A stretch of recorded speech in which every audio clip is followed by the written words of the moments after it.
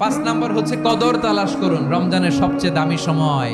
বিষ্ণু বলেন, মান হরিমা খাইরাহা ফাকাদ হরিম, যে কদর মিস করলো সে সব মিস করলো, হি ইজ দ্য লুজার।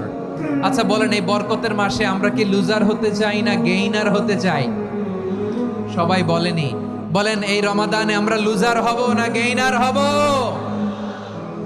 ইন্না আনজালনাহু ফি লাইলাতিল কদরি ওয়া মা আদরাকা মা লাইলাতুল কদর, লাইলাতুল কদরি খায়রুম মিন আলফি শাহর। পড়েন আল্লাহু আকবার।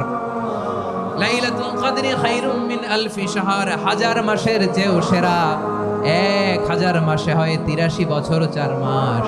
83 বছর 4 মাস টানা ইবাদত করলে যেই সওয়াব, কদরের রাতে ইবাদত করলে অতটুকু সওয়াব আপনি পাবেন, আল্লাহ সেটা বলে নাই।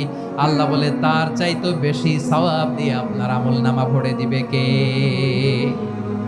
কদর যেন মিস না হয়। 21, 23, 25, 27, 29 নাকি খালি 27? আপনারা কি খালি 27? হ্যাঁ না, ফালতামিসু ফিল আশরিল আওয়াখিরি ফিল মিনাল ভিতরি, রমজানের শেষ দশকের বেজর রাতগুলোকে কদর হিসেবে তালাশ করো। আল্লাহর হাবিব সাল্লাল্লাহু আলাইহি ওয়াসাল্লাম শেষ 10 দিন টানা ইবাদত করতেন, টানা ইবাদত। ইদা জাআল আশরু আহিয়াল লাইলা আইকাদা আহলা ওয়া জাদ্দা ওয়া শাদ্দাল মিজার, সারা রাত জেগে ইবাদতের নজির নবীজির নাই, শুধু রমজানের শেষ দশক ছাড়া। সুবহানাল্লাহ বলেন।